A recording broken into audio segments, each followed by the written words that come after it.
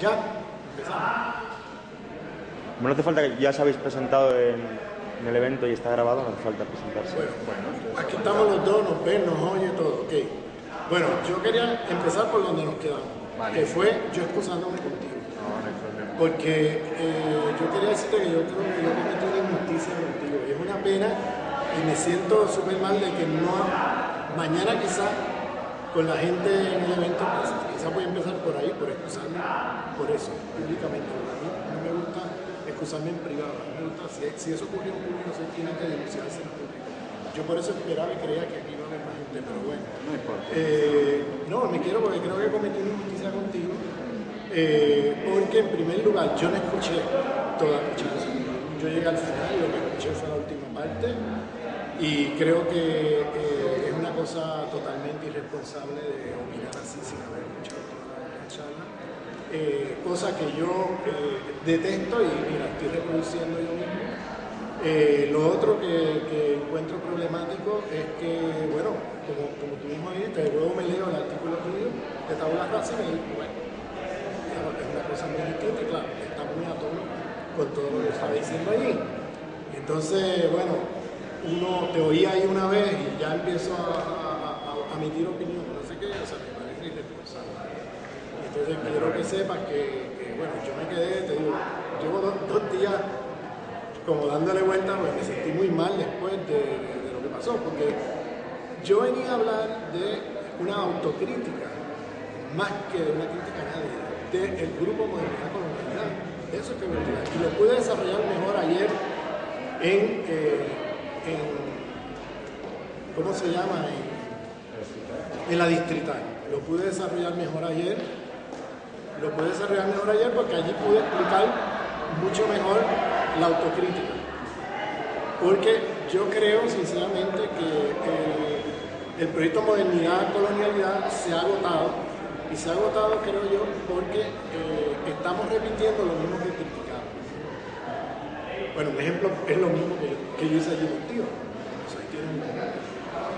O sea, que yo creo que... Pero en el plano epistémico es lo mismo, porque estamos hablando de potenciar esas voces críticas que vienen del otro lado, ¿no? De la zona del no sé qué hablaba aquel día. Pero nos estamos convirtiendo en los portavoces y reemplazando esas voces e incluso mirando con desprecio esas voces. Y para mí eso es serio porque eso ya es, ahí ya se perdió el sentido de todo, ya es una teoría decolonial y en nombre de lo decolonial reproduce todo un esquema colonial. Es una contradicción interna. Total. Y yo veo que hay un desprecio muy fuerte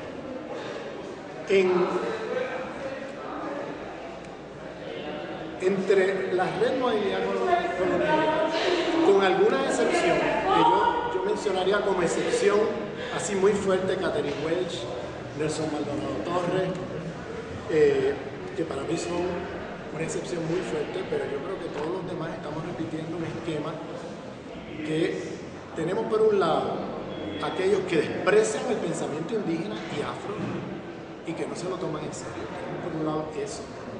Y tenemos por otro lado aquellos que utilizan estos conocimientos para hacerse una carrera académica sin que tengan ninguna conexión con el mundo real, ni con la transformación social, ni con los movimientos sociales, ni con ningún proyecto político. Una despolitización total que se desvirtúa todo en una cuestión totalmente, ¿cómo te digo? Una asepsia cientificista, positivismo. Exacto, o sea, un problema serio ahí y terminamos despreciando, que digo, es un desprecio porque el planteamiento es que ese pensamiento es fundamentalista, ese pensamiento siempre metiendo la etiqueta para nunca tomárnoslo en serio, entonces empieza el pensamiento mestizo latinoamericano a jugar un rol de sustituir las voces de los pensamientos críticos y a incluso apropiarse de los conocimientos para hacer una carrera académica y así por el estilo. Entonces, eso era lo que yo quería hablar. Sí. Y me enredé porque cuando yo escuché lo de Gigi, lo de Derrida, ¿no? Sí. Entonces lo usé me enredé con eso, ¿entiendes? Cuando yo realmente Luego tú me escuchaste cuando empecé a criticar, que luego entré en la cosa, pero yo creo que me enredé, me pegué con eso, en parte porque el tema de, o sea, yo todavía mantengo la crítica a Gigi. La discutimos. Hemos discutido lo que tú quieras, yo de Gigi y de realidad creo que es muy problemático, pero la reacción que yo tuve no creo que yo creo que una reacción totalmente irresponsable y una reacción que no tiene ningún sentido y yo creo que o sea, me siento muy mal de esa cosa, no hay ningún problema. Eso, yo me quedé muy sentido después porque dije, y yo creo, y de eso quería hablar, y una pena que Yamila no está aquí, que todo esto tiene que ver con algo,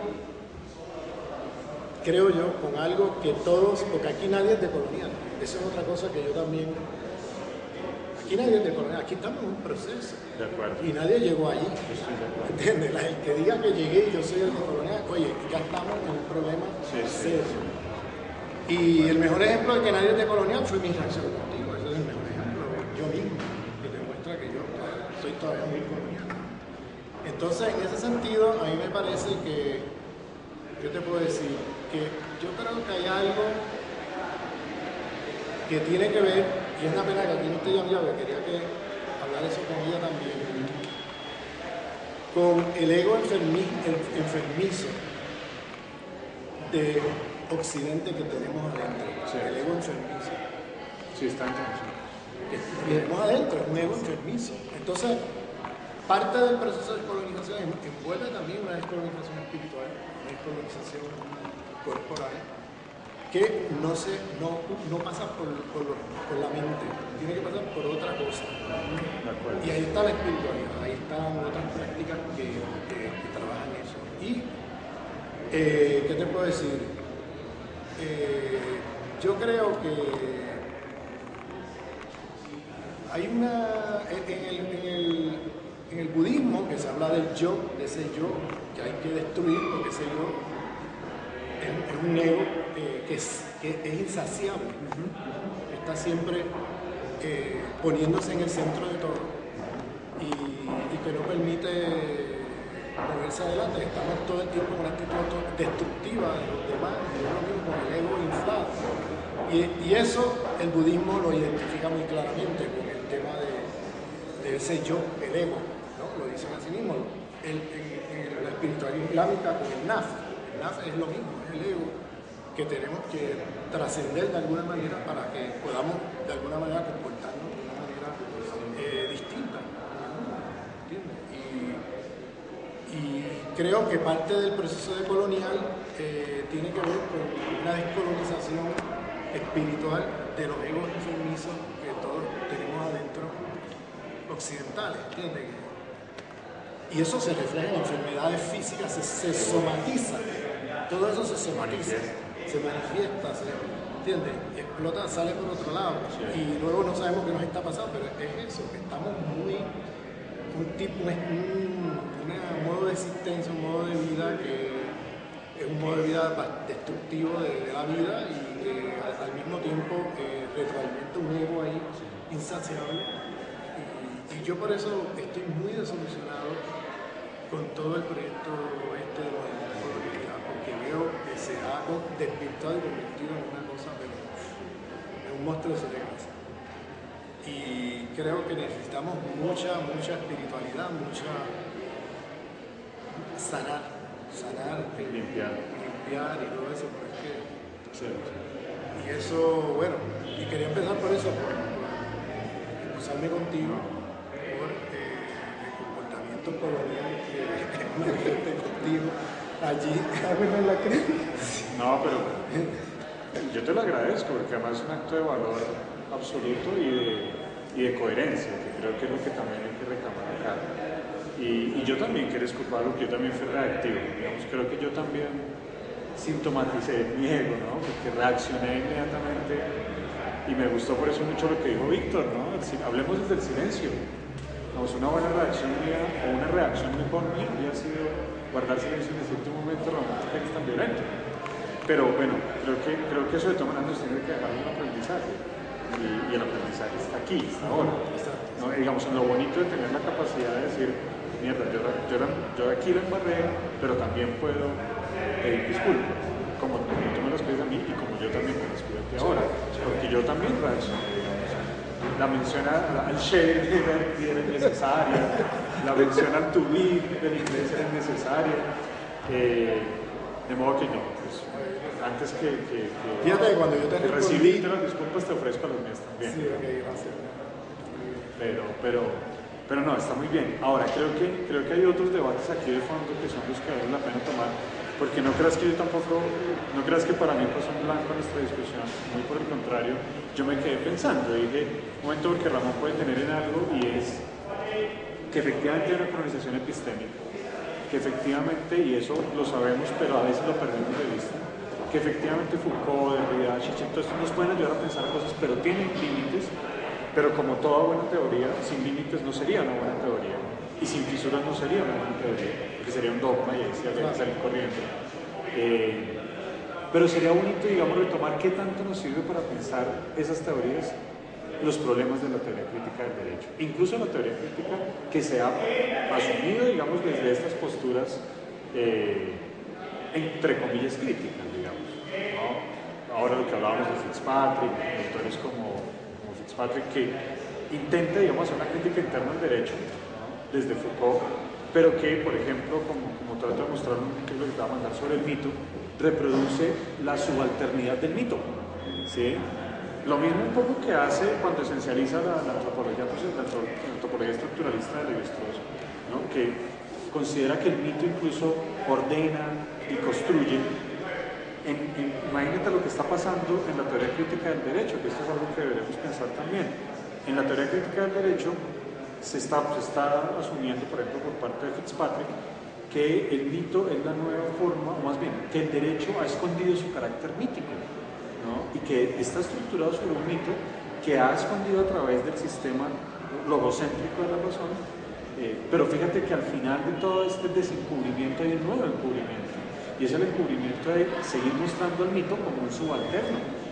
¿Y por qué tiene que ser un subalterno? Y eso es algo que yo también quería que discutiéramos, porque en una posible descolonización del derecho, el mito debe jugar un papel no ordenador como en el estructuralismo levi-straussiano, tampoco subalterno como en la teoría crítica del derecho de Fitzpatrick, sino que siempre se va a comportar de maneras inesperadas. Y eso quizás es lo interesante. Por ejemplo, en el caso que estoy hablando con los pastos, hay una corriente dentro del pensamiento de los pastos que está apelando al mito como una fuerza viva de reordenar el derecho y de poner otra vez patas arriba lo que está, o más bien, poner cabeza arriba lo que está patas arriba por el derecho occidental. Y otra corriente dentro de unos pastos que se resiste a ver en el mito un poder estructurador del derecho, ¿no? Y que está obviamente contaminado por el asunto de las transferencias, de los recursos del sistema general de participaciones que les dan los privilegios y que les hace olvidarse, por ejemplo, de la manera como la piedra de los machines, que es un lugar sagrado para el pueblo de los pastos, puede ser una forma de constitución del nuevo derecho. Y entonces están dejando caer la piedra de los machines. Y esta otra corriente, la de Frente Arapó, es una gente que está pensando esto muy en serio, desde una organización que llama Chaquiñán, y una gente que está como intentando a partir de las prácticas del sembrado de las semillas, ¿no? De la recuperación del agua, la recuperación de la tierra, intentando pensar en cómo el mito, por ejemplo, recreado en la piedra de los machines, les puede ayudar para construir un nuevo derecho. Ahí yo creo que hay una potencia, ¿no? Y es una potencia que vale la pena mirar de cerca, y que de alguna manera el multiculturalismo jurídico, que es lo que yo acuso de esencialista y que me parece tremendamente peligroso, hace olvidar, concentrando a los pueblos en el tema de las participaciones, en el tema de las transferencias, en el tema de las cuotas políticas, y haciéndolos caer en la misma práctica colonial del derecho y de la ciencia política. Creo que ahí es donde está el riesgo, porque es que es una paradoja tremenda, en la medida que han llegado allá precisamente a través de las reivindicaciones contraculturales. Pero ahora esas reivindicaciones contraculturales se vuelven sistémicas. Gracias también es el poder del Estado, ¿no? El poder organizador del Estado que normaliza y despotencializa esas prácticas subalternas. Eso me parece que puede ser pensado, la pregunta sería, y yo te quisiera hacer ahora, puede ser pensado también de alguna manera desde unas teorías que sin ser de las críticas del derecho, porque ni a Foucault ni a Derrida ni a Chichester, particularmente a los dos primeros, ni a Foucault ni a Derrida les interesó hacer teoría crítica del derecho.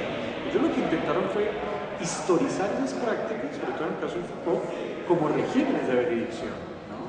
Como formas discursivas que ordenaban el mundo y que etiquetaban a los seres.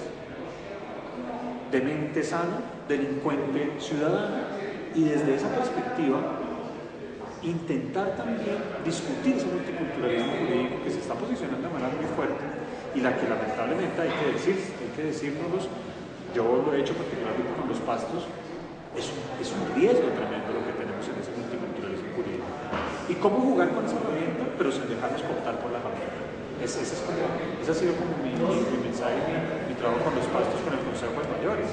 ¿Sí? Y los viejos, claro, ellos no son ingenuos, ellos son tontos y saben que es un riesgo. Pero es que también tenemos que usar esa herramienta. Pero ¿cómo impedir que esa herramienta me capture? ¿Cómo impedir que esa herramienta yo la pueda utilizar, pero cómo impedir que me copie? Ese creo que es el dilema del Consejo de Mayores en la Acompaña. ¿No? Que yo creo, y tú lo sabrás mejor, está ocurriendo también en otros pueblos del mundo. Sí, por ahí quizás, no sé, también podríamos empezar la discusión. Porque de todas maneras, yo sí creo que estos autores nos ayudan a pensar cosas. Que por supuesto estos autores contigo tienen límites, pero que no por eso nos podríamos descartar de todos. Sí, no, mira, yo no, otra vez, mi pelea un poco, yo viro el bastón un poco para el otro lado. Ajá. Porque lo que se ha hecho hasta ahora, por el mismo fundamentalismo eurocéntrico en que todos estamos metidos, por la misma universidad occidentalizada que se funda en ese fundamentalismo eurocéntrico, pues ha desplazado otros centros de pensamiento en el mundo. Ha puesto como el único centro posible el pensamiento crítico producido. Entonces, a lo que yo estoy diciendo, si nos vamos a hablar de un proyecto de colonial, tiene que ser un proyecto que se plantee descentrar Europa, como diría Chakrabarti, provincializar, ponerlo en su lugar. Ponerlo en su lugar no significa que ahora digamos aquí nada sirve, ¿okay? Más, pero significa entonces que ya no vamos a poner como centro del horizonte del pensamiento crítico a estos autores, sino que vamos a poner como centro autores que han pensado otras realidades, y entonces desde este otro centro podemos tomar de Foucault, podemos tomar de Derrida o de Marx, lo mejor de ellos, pero poniendo otro centro epistémico de pensamiento. Porque si no lo hacemos así, el problema que yo veo es que no solamente es que vamos a reproducir otra vez el esquema de volver a instaurar al pensamiento crítico europeo otra vez como la única arma posible de pensar, vivir y existir, sino que también tiene efectos nocivos en términos del entendimiento de nuestras propias realidades, porque como esta gente nunca pensaron estas otras realidades, es decir, ellos pensaron unas realidades allá, es un pensamiento crítico producido desde allá, y yo no tengo problema si por ejemplo Zizek me dijera, mira, yo esto lo produje desde Europa y aquí está lo que yo produje desde mi experiencia en Europa, ¿no? Y se sitúa. Sí. Yo no tengo problema y me dice, mira, yo no sé allá, no conozco, a lo mejor hay algo útil de lo que yo digo aquí que te sirva, pero yo no pretendo que lo que yo estoy diciendo aquí te sirva allá. Pero no es así como se representan estos autores. Se representan como que aquí está la teoría crítica universal. Él de hecho escribe un texto que dice hacia un eurocentrismo de la izquierda europea, algo así, como afirmando que la tradición cristiana y europea es la única con capacidad de universalidad. O sea, Hegel, eso es Hegel. Sí.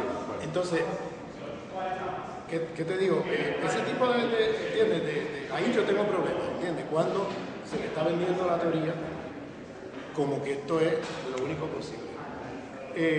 Lo mismo con autores como Derrida, que Derrida plantea que no hay una fuera a la metafísica occidental.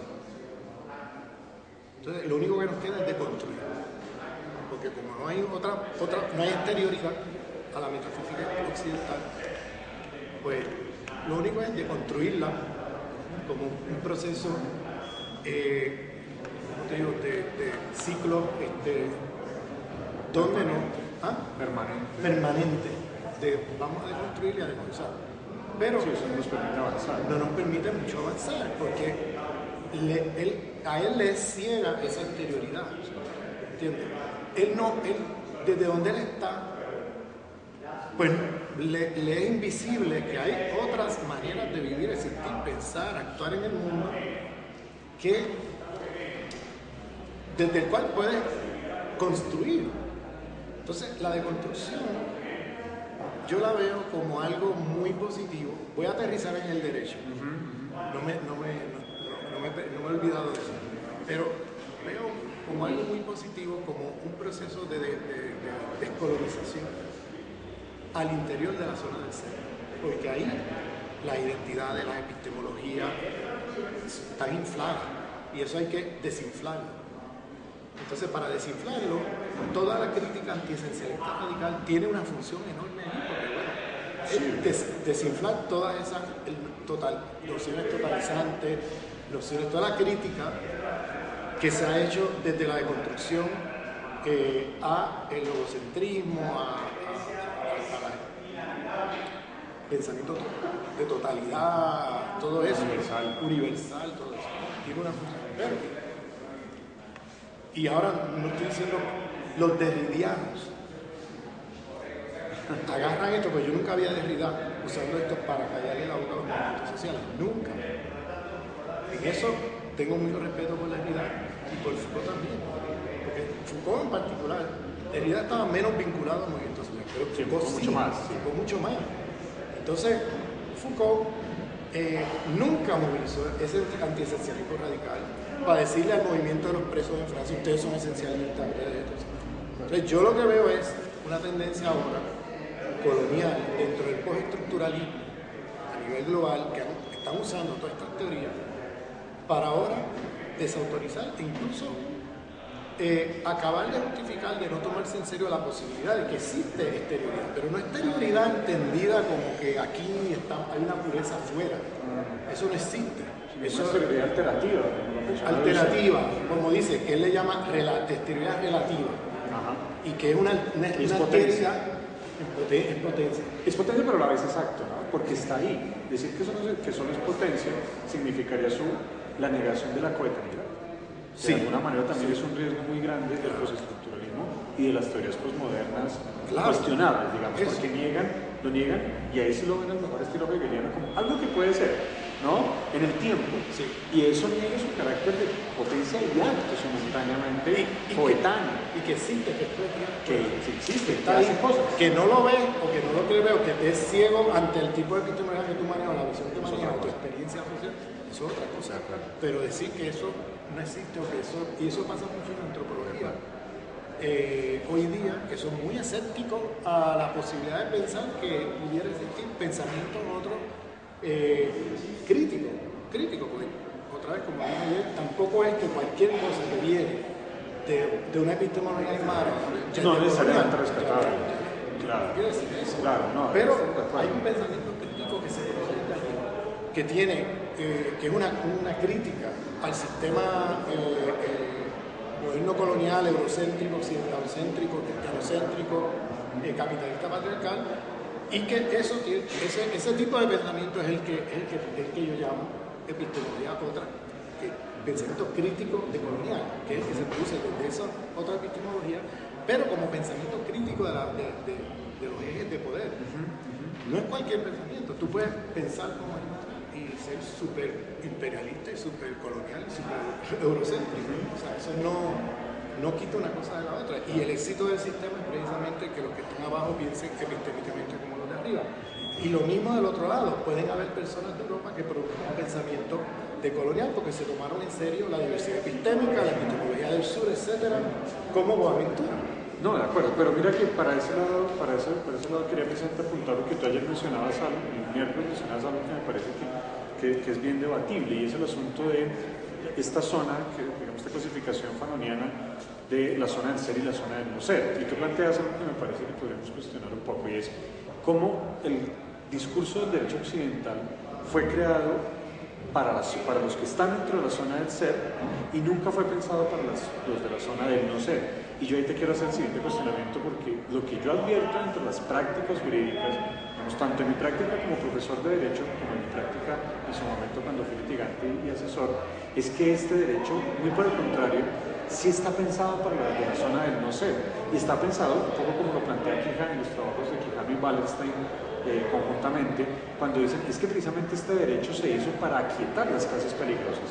En su momento, en estos textos hacia la estructuración del sistema mundo capitalista, ¿no? Cuando ellos plantean, fíjense cómo el derecho, ese derecho progresista de los derechos económicos, sociales y culturales que cuajarían luego en el siglo XX, pero que ya se atisbaban a finales del XIX con las reformas sociales, obviamente jalonadas por movimientos sociales europeos, se hizo como una forma de aquietamiento, de apaciguamiento de los movimientos sociales llamados por Wallerstein y Quijano clases peligrosas de Europa. Y luego en el siglo XX, ¿no? Sobre todo después de la segunda mitad de la Segunda Guerra, surge un derecho que reconoce a ese otro de la periferia, ¿no? Al otro subalterno, del sur global, como una nueva clase peligrosa que hay que quitar a través de derechos. Y entonces se replica el canon de ya no un ciudadano, un voto, sino un Estado, una representación, y los derechos multiculturales, y viene la declaración de los pueblos indígenas, etcétera, que son evidentemente instrumentos valiosos de lucha, yo no voy a negar eso, pero que están enfrascados, que es un poco también un cuestionamiento en esto de los cantos de sirena, están enfrascados en el concepto universal de hombre, que precisamente, y por eso yo retomo un poco a Foucault, nos ayudaría mucho a cuestionar la teoría Foucaultiana, en tanto él sostuvo una larga pelea contra ese humanismo que sostenía la idea de un sujeto universal europeo, que obviamente se veía únicamente como el sujeto universal de derechos, pero que es obviamente el sujeto universal de Europa, ¿no? Y él decía, esto es un parroquialismo que se hace pasar por universalismo, en esas discusiones con Chomsky allá en la Universidad de Ámsterdam. Y me parece que eso es problemático porque incluso, aunque Boaventura ha sido crítico de esto, de todas maneras él defiende, igual que autores que uno podría decir como progresistas en Europa, muy cercanos al trabajo de Boaventura, como Ferrayol, como Pizarello, como otros que muy dentro de la teoría del derecho intentan reivindicar una idea de universal, pero un universal moderado, para decir, sí, claro, hay otras experiencias de derechos que también son rescatables, pero al final, y eso es a veces un poco mi preocupación con el trabajo de Boaventura, caen en el concepto de universal, porque es que al derecho no le queda otra alternativa que construir una teoría universal de los derechos fundamentales que sea aplicable en todo tiempo y lugar. Y que algunas teorías feministas, incluso por ejemplo, sobre todo las teorías feministas construidas desde el norte, reivindican y tratan de aplicar, por ejemplo, para la mujer del sur, ¿no? Que evidentemente tiene otra experiencia muy distinta de dominación y que no necesariamente encaja dentro del modelo del feminismo norteamericano, por ejemplo. Yo ahí quisiera como cuestionar por eso un poco tu idea de estos derechos fueron creados únicamente para los que están dentro de la zona del ser. Yo en cambio creo que fueron también pensados para los de la zona del no ser. Y tratar de descolonizar esa idea del universal, esa idea que sustenta el humanismo de los derechos fundamentales, pensando precisamente que estos derechos construidos desde el eurocentrismo sí fueron pensados para los sujetos en la zona del no ser. Yo creo que una alternativa sería de pronto por la fórmula del Estado, siempre, de Kush, y toda esta filosofía que nos plantea, muy desde el trabajo con los aymaras, con los mapuches, etc., que el problema de pronto no está para los pueblos latinoamericanos, en general para los pueblos del sur global, en el ser, como ese problema ontológico de la filosofía heideggeriana, sino en el estar, que serían de las prácticas. No sé qué piensas tú de eso. Bueno, hay varias cosas de las que has planteado. Empezando por el final, cuando Fanon habla de ser y no ser, no está hablando de que esas sean las categorías para afirmar nuevas posibilidades de vida. Esas son las categorías que el sistema en que está ha organizado, o sea, que son categorías todavía muy dentro del lenguaje, es lo que está nombrando el lenguaje occidental, o sea, está nombrando algo que tiene que ver con una estructura de poder, y no es que él está diciendo que la gente de la zona del no ser pues no tiene ser, o no tiene formas de existencia o de estar. Él lo que está diciendo es, así es como el sistema nos está clasificando. Nos clasifica, de acuerdo. Y lo que tenemos que hacer no es que esta gente de abajo en la zona del no ser busque reconocimiento en la zona del ser, porque entonces estamos afirmando claro. Es que tenemos que dejar esto de lado y luchar para destruir esa línea de lugar. Eso empata con el tema del humanismo. Porque el humanismo burgués se construyó desde la zona del ser, donde se consideraba siempre, era un humanismo inconsecuente siempre, porque bueno, era un humanismo que era para la gente de la zona del ser, en la zona del no ser, ese humanismo nunca se extendía. Esa gente no son humanos. Hombre, el humanismo se libra de guerras. Claro.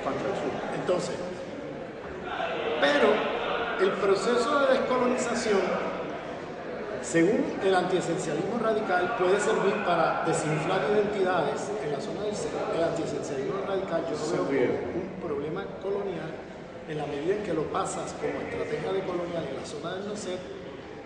Ahí se forma un problema colonial porque la gente que ha estado en la zona del no ser, sus identidades, formas de vida, etcétera, han estado desinfladas, han estado inferiorizadas, han estado subalternizadas. Entonces, si nos podemos a deconstruir y a desencializar radicalmente, no le da oportunidad a esos pueblos que han estado históricamente inferiorizados, etcétera, de reconstruir sus formas de vivir, existir, su epistemología propia, etcétera, ¿no?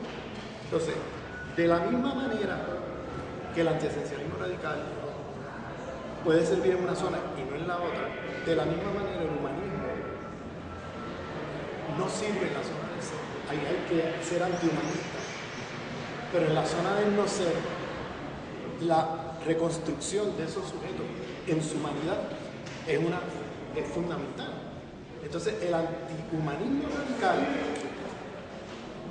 funciona para la zona del ser, porque otra vez son identidades infladas, sentido del humano como superior a los demás, etcétera.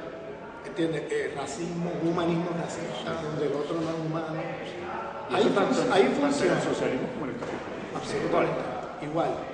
Pero en la zona del no ser, ese tipo de estrategia yo la veo como problemática porque en la zona del no ser, Fanon anunciaba la necesidad de un nuevo humanismo. Sí. Porque claro que está, era un nuevo humanismo que es diferente al humanismo burgués y occidental. Porque es un humanismo que es para levantar la humanidad de esos sujetos que históricamente han sido considerados como no humanos. Entonces, vuelvo y llamo la atención de que si tú entiendes que la zona del ser y no ser son estructuras fundamentales de dominación racial en el mundo y que es un principio organizador del sistema mundial, entonces los caminos de descolonización en un lado no son los mismos que el otro.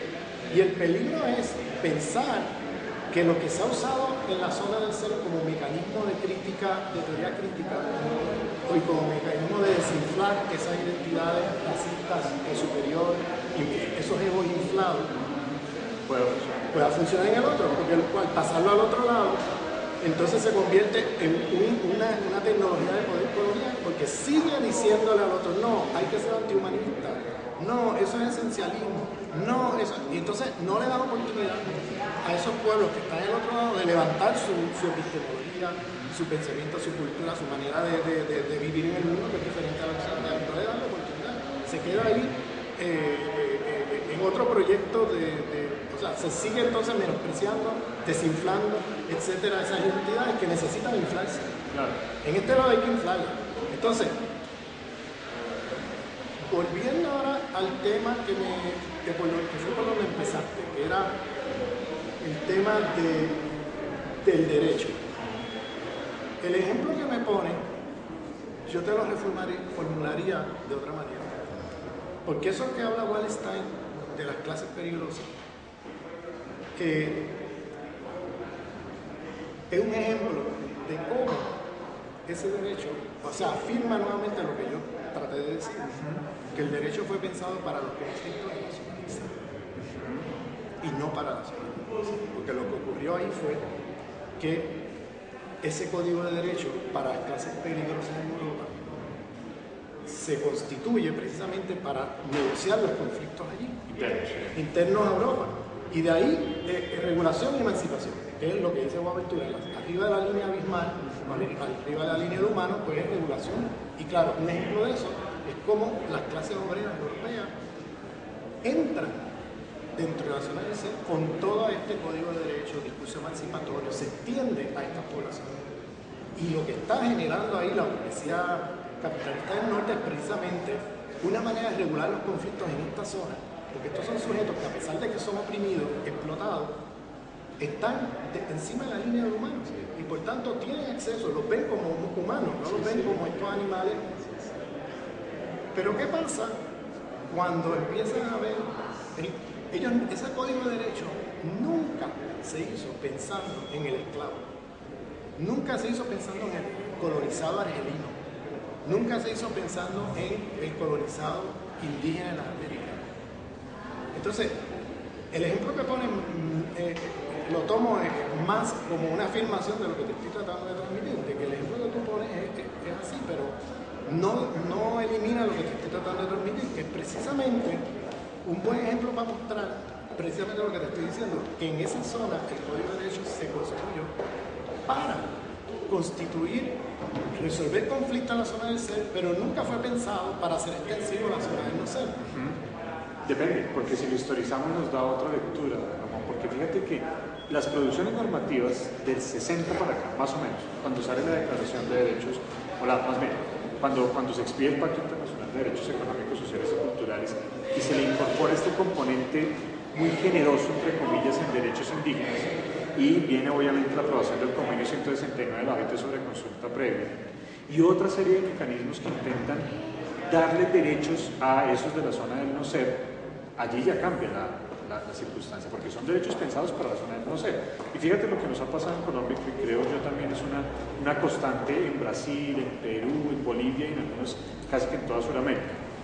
A partir de todas estas herramientas, y te voy a poner un ejemplo muy concreto desde la consulta previa, se genera la idea según la cual ahora sí los indígenas, los pueblos negros, los pueblos raizales, tienen derechos. Y evidentemente, desde la expedición de la Constitución del 91 en Colombia, ha habido una serie de movilizaciones importantes de reivindicación de derechos que en la década del 70 y del 80 eran impensables, porque incluso se calificaban como delitos algunas conductas como la toma de las tierras. Y a partir del 91, y claro, ya con algunos antecedentes, al Estado le tocó entrar a entregarle tierras a los movimientos. Y eso, por supuesto, ha sido muy bueno, ha sido positivo, porque sin tierra, tú sabes que no hay vida. De acuerdo, eso está muy bien, pero ¿cuál es la circunstancia actual, digamos, de lo que está pasando? Fíjate que estas reivindicaciones jurídicas, que en su momento fueron muy progresistas, ahora se han desdibujado tremendamente porque, por ejemplo, mediante el sistema de consulta, mediante el mecanismo de consulta previa, se burlan los mismos derechos.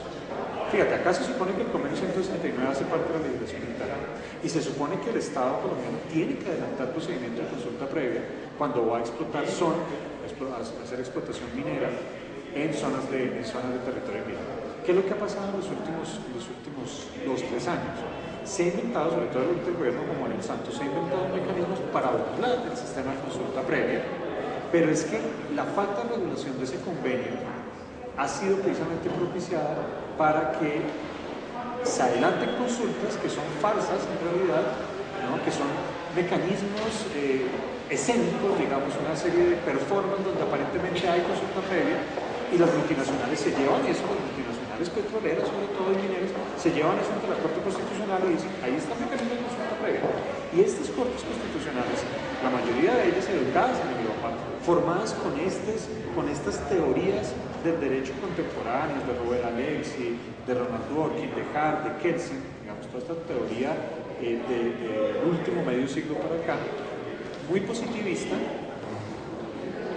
que de alguna manera sustenta precisamente todas las reivindicaciones de los pueblos indígenas. Ahora con estas mismas teorías avalan procedimientos de consulta previa que en realidad están violando los derechos y la vida de esta gente. Entonces, ¿qué hacemos frente a un derecho que aparentemente fue efectivamente pensado para la zona del no ser en principio, siglo XIX y primera mitad del siglo XX? Remozado, porque no hay nada nuevo, es viejo, es vino nuevo en odores viejos en realidad, remozado con estas teorías del derecho contemporáneas, con teorías de derechos fundamentales, etcétera, que aparentemente ahora sí vienen a ser pensadas para la zona del no ser, ¿no? Para el sujeto subalterno, para el indígena, para el negro, para la mujer, y que incluso los mismos movimientos sociales reivindican como estrategias de lucha, pero mediante los cuales esos mismos derechos resultan desactivados, como en el caso que te estoy planteando de la consulta previa, y otro para terminar allí. el caso de los sistemas generales de participaciones o transferencias, como se llama, que es un mecanismo en Colombia mediante el cual se le entregan recursos económicos a las comunidades indígenas directamente a los cabildos para que ellos diseñen sus proyectos de inversión. Fíjate lo que ha pasado en Colombia. Esos dineros entran y se ha armado el clientelismo más terrible entre las comunidades indígenas. Los mismos NASA en el Cauca lo reconocen, el pueblo Isaac en el Cauca lo reconoce, el pueblo de los Pastos lo reconoce. Y tiene una frase que resume muy bien esto, ¿no? Dentro de toda su sabiduría.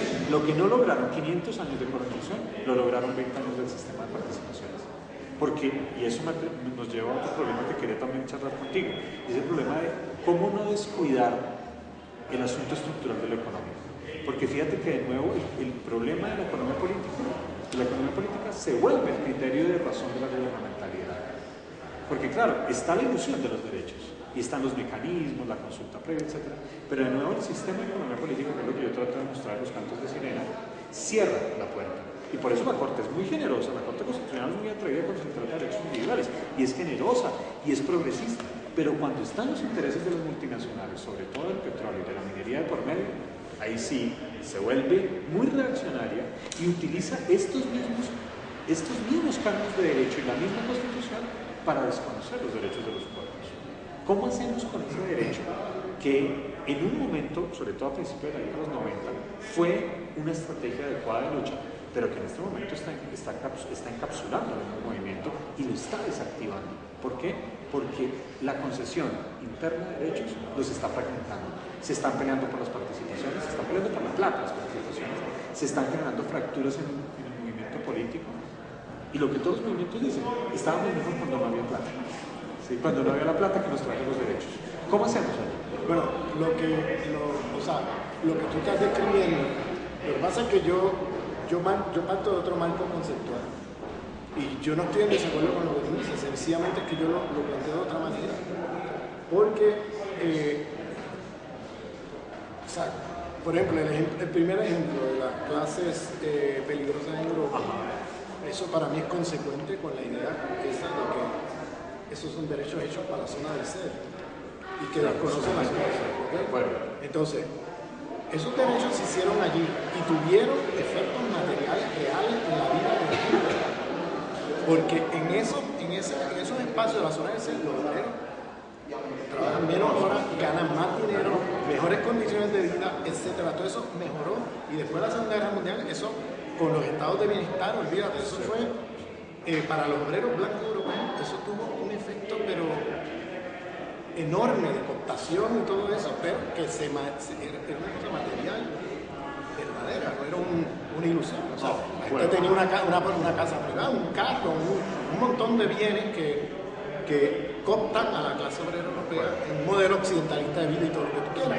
Pero la realidad es que esos derechos se materializan en esos espacios de una manera, aunque el costo lo asumimos nosotros. Ese es el punto, que entonces eso es muy diferente a lo que ocurre en la zona del no sé, donde no fue que se hicieron derechos para incorporarlos a la zona del ser, es que esos derechos que se hacen, que ahí tenemos que irnos más atrás al impacto histórico mundial de la lucha de derechos civiles en los Estados Unidos. Eso fue un momento donde se le arranca al Estado imperial una serie de derechos que el Estado imperial nunca pensó para la zona del océano. Lo tuvieron que ceder a regañadientes y nunca fue real como derecho, porque se trata precisamente de que son arrancados desde la zona del océano y por tanto nunca esos derechos fueron desde el principio derechos que eran concesiones a partir de luchas de movimientos indígenas aquí o luchas de movimientos de negros allá, etc. Cuando en la lucha de derechos civiles norteamericana se adquiere el cambio constitucional, donde desde el 64 se aprueba de que no se puede discriminar contra nadie por razones de raza, etc. Eso fue un arranque regañadiente, no fue, y por ser la zona del no sé, nunca se extendió a esos a esa población, ni el welfare state, ni nada de lo que tenían las clases obreras blancas europeas. Ahora, al hacer esa concesión del imperio, en el resto del mundo eso tiene repercusiones mundiales. Entonces empiezan otros movimientos a replicar, pero empiezan los estados a responder de la misma manera que Estados Unidos. ¿Cuál es la manera? Haciendo estas concesiones, pero concesiones a medias, bajo un multiculturalismo liberal que no cambia nada. O sea, y coopta a la o sí cambia, pero para que siga igual. Claro. Porque ese es el punto también, tienes que crear la ilusión del cambio. Del cambio, o si no funciona. La ilusión del cambio consiste precisamente en que hay primero un cambio de discurso, de racismo biológico abierto a un racismo culturalista. Ahí hay un cambio en el discurso, porque ahora es ilegal pronunciarte de una manera de racismo biológico ante la ley. Y es políticamente correcto. Y es políticamente lo contrario. Entonces, el discurso culturalista es un discurso racista que la palabra raza nunca aparece. Entonces, ahora tú no dices, bueno, tú eres inferior genéticamente, ahora tú dices, tú eres inferior porque tú no tienes la cultura adecuada. Y entonces tú tienes un problema cultural. Entonces, tu cultura es inferior, inadecuada, subdesarrollada. Sin saberes, no conocimientos. Sí, entonces empieza otro tipo de mecanismo de dominación para que todo quede igual. Pero yo diría, o sea, yo coincido contigo en la crítica al multiculturalismo liberal. Lo que pasa es que yo lo diría de otra manera, con otro lenguaje, porque si uso a Fanon, que es lo que estoy usando como pensamiento crítico de esto, en realidad hay una diferencia entre qué ocurrió con la extensión de derechos a los obreros occidentales en sus luchas del siglo XIX y XX y su incorporación en la zona del ser, que eso se materializó de manera concreta en mayores organizaciones de vida y todo eso, que lo que ocurre con la extensión de derechos a estas minorías racializadas, que se hace como parte, en primer lugar, de una lucha que no les queda otra que conceder algo para neutralizar esas luchas, para desactivarla. Y número dos, que nunca fue realmente un proceso de incorporarlo materialmente a la sociedad, como hicieron con las clases obreras blancas. Sí, ahí hay una diferencia vital. Entonces, la manera como yo lo diría es que el lenguaje que yo usaría sería que en la zona del ser el derecho hay porque se reconoce la humanidad del otro, y para desactivar conflictos y todo eso, ahí hubo una correlación entre la extensión del derecho y la materialidad en la vida de esa población. O sea, eso el nivel de vida mejoró, el nivel de vida y la calidad de vida de la gente de esa población en relación al resto del mundo. Por eso es que en el primer mundo, hasta ahora, hasta esta crisis financiera, no se movía nada, porque estaba todo el mundo cooptado por la boca y por el bolsillo, ¿entiendes? Desde el obrero, o sea, más jodido hasta el, ¿entiendes? Entonces, había un estado de bienestar que no existe en el resto del mundo, excepto en esos países, porque acumulan mucha riqueza. Ahora, acá, lo mismo que en los Estados Unidos, esa lucha, como la ley 91 aquí, ¿no? La ley de la del 91. La Constitución. La ley del año 91. ¿Cómo que se llama? La ley donde... La Constitución del 91. La Constitución del 91. Pero hay una ley que le extiende reconocimiento territorial a los indígenas. A la directiva, ¿no? ¿Cómo se llama esa ley? La ley tiene un número, pero no me acuerdo. Y esa ley, por ejemplo, esos son movimientos que le exigen al Estado, y lo que hace el Estado es desactivar, pero eso nunca se traduce, porque es hora de no ser, en nada material real. Es más... Pero ahí disentimos un poco, Raúl, porque fíjate que hoy en día es mucho más fácil constituir un resguardo que hace 30 años. O sea, hay mecanismos legales en Colombia bastante... La recuperación de la tierra que fue... Claro, se dispara, por ejemplo, fíjate, desde los 70s. La recuperación de la tierra en los 70s fue a punta de sangre y fuego, y los terratenientes les echaban encima al ejército, al caso de los pastos, y también con el caso de los nazis en el Cauca y los guardianes también, el pueblo Misak, les echaba la policía y el ejército encima, y el Estado operaba en función de los intereses del terrateniente. descaradamente, digamos, y sangrientamente, violentamente. No quiero decir que ahorita no pase eso, también pasa, pero lo hace veladamente, a través de mecanismos más sofisticados, más sutiles, como la apropiación del conocimiento inmaterial, o como la apropiación, que es lo que yo ayer planteaba, ¿no? Por ejemplo, fíjate el costo de una mochila, hoy en día una mochila Ruaca, a lo que costaba hace 20 años, es 200 veces más alto, no se puede comprar. Sí, ¿Pero por qué? Pero entonces, fíjate el punto. Ahora se reconoce las luchas indígenas, se les concede tierras, ¿no? Hacen parte desde la Asamblea Nacional Constituyente, hacen parte de la estructura del poder político, pero por supuesto son pequeñas cuotas, ¿no? Tienen sus senadores, Claro, tienes los senadores, tienes representantes, tienes representación también en las asambleas departamentales. En el caso de Cumbala han elegido 3 veces seguidas al cargo indígena. Y uno podría decir, hubo gobernador. Hubo un gobernador en el Cauca, un gobernador Misac, en el Cauca. O sea, fíjate que uno podría pensar, bueno, sí se han logrado cosas, y eso se ha logrado a través del derecho.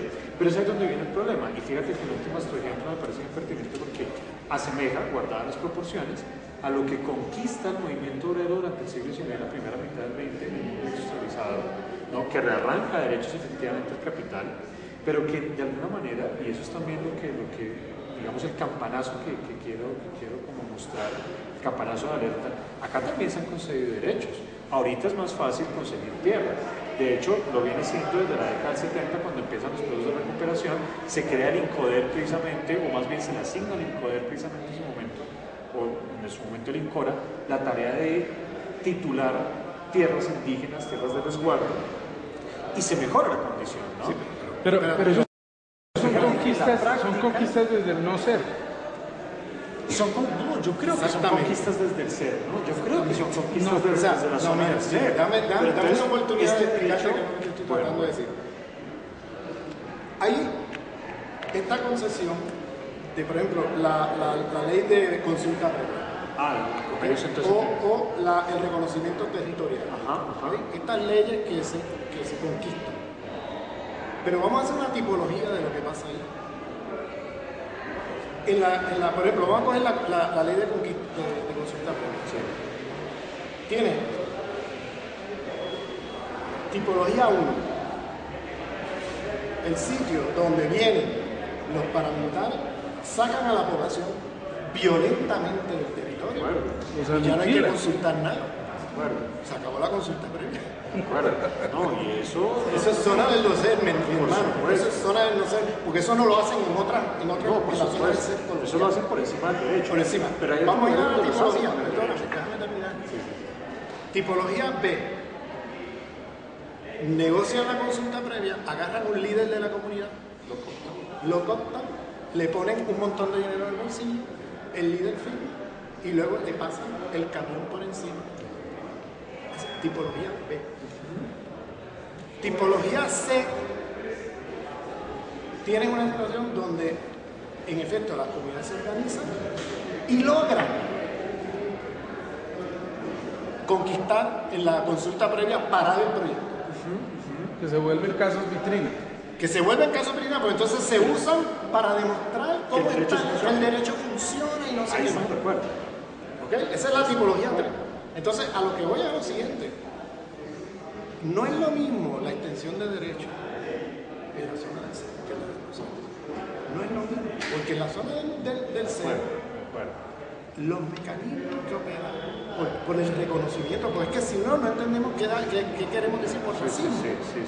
La palabra racismo tiene significado y contenido si entendemos esta diferencia. Que en esta zona se va a manejar el conflicto por el Código de Derecho, discurso emancipatorio, etc. Y va a haber momentos excepcionales de violencia. Y se va a pelear en una corte o se va a pelear... Pero ahí se concede el derecho y se incorpora como un igual a las personas. Y claro, ahí van a haber un montón de contradicciones que viene la economía política, de desigualdad de clase, desigualdad de género, pero no de desigualdad racial. Y por tanto, los métodos y mecanismos de gestión de los conflictos son muy diferentes. En la otra zona, como el conflicto es fundamentalmente racial, esas leyes son una especie de chiste. En la práctica. En la práctica son un chiste. Eso no quiere decir que son no haya una broma pesada. Eso no quiere decir que no haya un campo de batalla ahí. Claro, lo hay, claro. Pero a lo que voy es que yo usaría otro lenguaje ¿Te fijas? No tienes que usar el mío, yo simplemente te estoy diciendo que ahí es donde está quizás la diferencia, que yo uso otro lenguaje para dar cuenta de estos dos procesos, que tú estás describiendo en lo que estás diciendo, pero que de alguna manera, a mi entender, es bien importante establecer la diferencia entre esa cooptación que se hace de los obreros en la zona del ser y las mujeres en la zona del ser y todo eso, que la cooptación que se hace del otro lado, pues en la del otro lado, la violencia nunca desapareció. Claro, siguió allí. Y lo que tenemos es una broma pesada con esto de las leyes. Entonces, ahí es donde viene el punto de cómo, ahí es donde viene el punto que trato de hacer nuevamente, que es que el Código de Derecho siempre fue pensado para ser entendido dentro de la zona del ser. Pero en la zona del no ser nunca se tomó en serio esto de extender los derechos.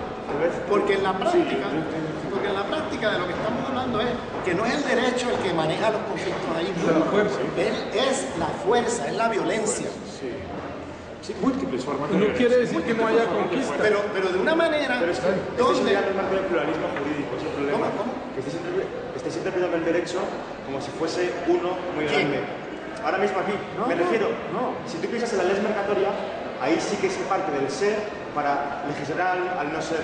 Pero como dice Balaquina Rafa Opal, hay procesos de hibridación entre el derecho de los pueblos. Y ahí sería del no ser que se confronta al ser. Ya eso es otra cosa. Yo estoy de acuerdo. Mira que para eso desde abajo, que es muy útil ya ahí en la idea de pluralismo jurídico aquí entra, porque está el sistema jurídico y cognitivo que viene de la zona del no ser frente a la del ser, y ahí hay un choque y una lucha. Claro. ¿No? Eso es otra cosa. ¿Qué es lo que pasa en Bolivia? En Bolivia y Ecuador lo que pasa es que hay un impacto de los movimientos sociales indígenas ya sobre el Estado mismo. De una manera que no ha ocurrido en otras partes. Entonces han metido allí toda una serie de planteamientos que van por el lado del pluralismo jurídico y han metido toda una serie de perspectivas ya cognitivas y jurídicas que vienen de los pueblos aymaras, quechuas, etc. Eso es otra cosa que está pasando ahí, que ellos le llaman descolonizar el Estado y descolonizar el derecho. Pero hay otro riesgo, Ramón, y todos, porque fíjense que en esta idea del pluralismo jurídico, y creo que voy a retomar tu mismo ejemplo para mostrar las contradicciones, el caso del pueblo aymara es un caso que uno podría ver desde afuera como paradigmático y casi que un modelo ejemplarizante de descolonización del derecho. Pero ¿qué está pasando también con los pueblos indígenas no aymaras, por ejemplo los de Santa Cruz, que de alguna manera no están totalmente de acuerdo con el proyecto de Evo y cierta represión que hay frente a sus pueblos, pero es que no es tan violenta como la muestra pero los eso es por medios sus sociales. intereses económicos. Es cierto, porque también hay pueblos selváticos que están siendo excluidos del asunto. O sea, también como en su momento lo fueron los incas, pueden constituirse el imperio. Pero volviendo a esto del pluralismo jurídico, el problema que yo le veo al pluralismo jurídico es que le da una connotación demasiado positiva al choque del derecho, y yo creo que hay que despositivizar eso que dice. Por eso a mí me gusta un poco más, para estos efectos, el concepto de dispositivo de Foucault, porque fíjate que cuando Foucault plantea el concepto de dispositivo dice, son vectores discursivos que incluso son contradictorios, que es justamente lo que está pasando y que estoy de acuerdo contigo. Aquí hay una zona, compartiendo entonces tu categorización del no ser, en el que efectivamente los paramilitares pasan por encima del derecho y a punta de fusil arrasan. Esa es la vieja estrategia de la acumulación por disposición de la que hablaba Marx en el Capital, tal cual. Pero hay otras estrategias de acumulación por disposición que se usan, de hecho, a través del derecho y que se perfeccionan a través del derecho. Y el derecho pensado para ese sujeto del no ser, no para dar derechos, no para mejorar condiciones, sino al contrario para despojar. Es a ese derecho que yo quiero impugnar, porque es el derecho multicultural. Yo estoy de acuerdo, lo que pasa es que yo le llamo de otra manera, porque yo le llamaría esas estrategias, las estrategias de apropiación y violencia que se dan como de manera continua y perpetua en la zona. Y legítima, además legítima. Se legitima.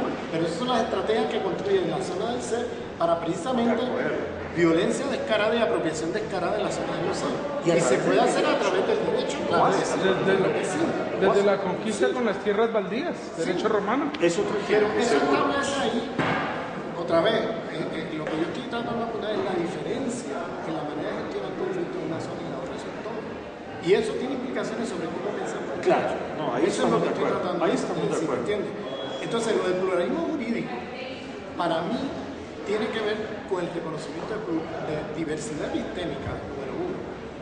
Y tiene que ver con el reconocimiento a partir de esa diversidad histórica de que van a haber formas jurídicas diversas dentro de un mismo Estado, donde no puede ser que uno le imponga al otro la forma de pensar, vivir y existir, como ha ocurrido históricamente en América Latina por 500 años, que es el blanco occidental o criollo, que impone el Código de Derecho occidental napoleónico al resto de las poblaciones, sin tomar y cargándose, como dicen los españoles, todo el pensamiento, formas de vida y existencia de todos los otros pueblos. Entonces ahí es que yo veo un problema de tipo colonial, que el planteamiento de sociedades plurinacionales, de constituciones plurinacionales, ese reconocimiento de pluralismo jurídico, permite un primer paso, que no termina ahí. Que no es suficiente. Que no es suficiente. Porque tiene que cambiar las relaciones de poder social. Sí. Tiene que cambiar la economía política. Primero, y sobre todo el ser. Como lo que tú tiene que acabar con esa división entre ser y no ser, pero para eso implica una lucha contra el poder. No es una lucha que va a ocurrir por una lucha epistemológica. La lucha epistemológica es solamente un aspecto, pero tiene que haber un cambio de relación de poder. Sin eso, pues no vas a avanzar mucho, ¿entiendes? Entonces, pero mira que eso se convierte otra vez la Constitución boliviana en otro gran chiste. Ese es otro. Se puede convertir en un chiste de mal gusto. ¿Qué está pasando con los conflictos que están ocurriendo ahora dentro de Bolivia? ¿Qué es lo que yo trataba de, que era lo que yo venía con esta perspectiva autocrítica de que si no establecemos con claridad qué es eso de economía, ¿no? Y si no tenemos una claridad, reproducimos otra vez, y entonces tenemos en el caso boliviano un supuesto Estado que supuestamente está del lado de los pueblos indígenas, supuestamente llega allí con ese apoyo. Confrontado con ellos mismos. Confrontado con los mismos indígenas. Y que han creado una constitución y que ahora ellos mismos no están siendo consecuentes con esa constitución. Entonces ahí volvemos a ver cómo la zona, gente que entra a la zona del ser y están en posición de poder, vuelven y reproducen el esquema otra vez, porque no se han planteado acabar de una vez por todas con esa línea del humano y plantear, pero eso hay que hacerlo a nivel social, no a nivel jurídico, porque el nivel jurídico es muy limitado. Fíjate que eso es lo que pasa en Colombia, porque acá también se reconoce, si no bien la plurinacionalidad de Bolivia, por lo menos en el artículo 7 de la Constitución, que era por donde yo empezaba ya la exposición, la diversidad y la coexistencia de múltiples pueblos. Y fíjate que en principio uno diría, bueno, acá hay un avance porque hay un reconocimiento de la diferencia. Pero ¿qué pasó? Que esa es la misma estrategia de la retórica del derecho, es un reconocimiento meramente formal. Porque cuando tú tomas una práctica concreta, como por ejemplo la concepción de la identidad en la jurisprudencia de la Corte Constitucional, hay un reduccionismo absoluto de esa alteridad, hay un desconocimiento absoluto de esa multiplicidad por la idea de identidad, que es lo mismo. O sea, es que la pelea por eso no puede ser por la identidad, sino por la multiplicidad. Porque fíjate que cuando la Corte reafirma el concepto de identidad mediante precisamente ese mecanismo del reconocimiento de lo plural, les dice, sean todos los diferentes que quieran, implementen todos los usos y costumbres que quieran, pero ustedes tienen un límite, el de los derechos humanos. ¿Y cuáles derechos humanos? El de los derechos humanos construidos en clave de Occidente y en clave de humanismo universal. Y entonces vuelve y cierra. O sea, abre para aparentar la situación de empoderamiento, pero inmediatamente mediante la misma retórica del derecho cierra la puerta, ¿no? Y ajusta la tranca para decirles, ojo, porque ustedes tienen un límite, que es el de los derechos humanos. Pero ahí que se asume como un discurso universal. Yo estoy de acuerdo contigo, pero otra vez yo usaría otro lenguaje. Yo lo diría de otra manera. Yo diría que el problema no es el discurso de identidad en sí mismo. El problema es la manera como en la zona del ser se concibe la identidad. Entonces, ¿por qué? Porque en la zona del ser parte del proceso de descolonización es afirmar identidades que han sido machacadas y negadas. Claro, entonces, las acciones diferenciales. Entonces, si tú vienes desde la perspectiva de Zizek o de Derrida, que es muy crítica de las identidades, que eso tiene una función allá. Acá, si me traes eso para acá, creamos un problema colonial nuevamente desde la izquierda, porque entonces negamos la posibilidad de que estas identidades que han sido inferiorizadas se afirmen, crezcan, se inflen más, o sea, se inflen, porque han sido desinfladas por 500 años. ¿Entiendes? Entonces, el problema es que cuando la Corte o el sistema jurídico habla de identidad, está hablando de identidad vacía de epistemología. Sí, Es simplemente la identidad de carapacho superficial. la que es apropiable como La que es mercancía, apropiable. la que es fetichizada. ¿Qué es fetichizada? Y ahí es donde Zizek se me confunde.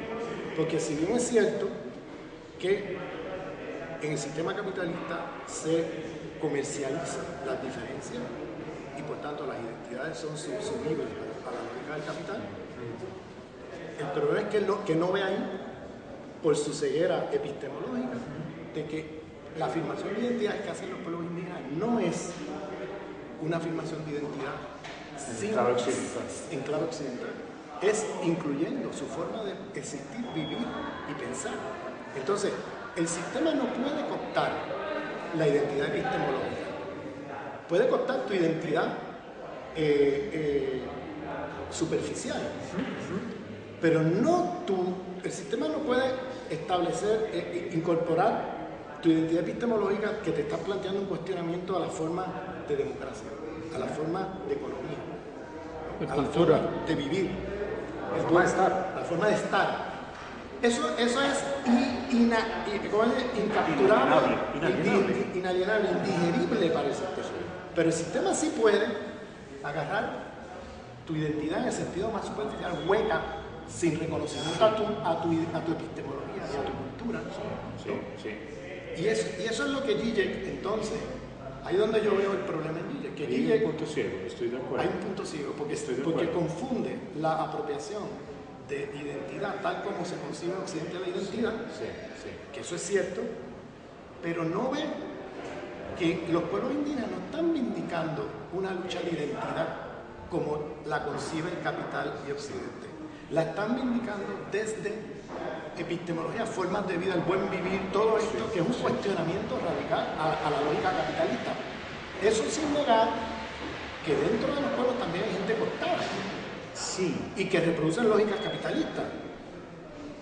pero mira, yo ahí tengo un reparo porque tú dices, los pueblos indígenas están vindicando esta otra forma de identidad. Los movimientos O los movimientos Los indígenas. movimientos indígenas, Pero no mira, los pueblos así. No. y allí yo creo que hay que relativizarlo. Yo conozco tu trabajo, por ejemplo, con el movimiento zapatista. Y efectivamente allí, con este del obedecer mandando y el mandar obedeciendo, que alguna vez te escuché muy lúcidamente en la distrital, ¿no? Como allí hay una forma de vindicación de la identidad completamente distinta, y estoy de acuerdo. En ese caso, y para ese ejemplo, es válida tu afirmación. Pero, ¿cuál ha sido mi experiencia, por ejemplo, con algunos pueblos? Con ciertos fragmentos del movimiento de los pastos, donde no se vindica una identidad distinta, sino se vindica precisamente, se reivindica precisamente esta misma identidad occidental. Allí hay un problema, porque es que el sistema ya ha penetrado tanto, ¿no? Una buena prueba o un buen ejemplo de esto es que los pastos, pese a su lucha ingente, perdieron la lengua, ¿no? Entonces ellos dominan en la lengua del colonizador y se ven a través de los ojos del colonizador y reivindican una forma, un sector del movimiento pasto. Yo no los englobo a todos porque primero no podemos hablar de los movimientos indígenas que reivindican esto, porque efectivamente hay multiplicidad de los movimientos indígenas, unos reivindican cierta forma de identidad y otros otra.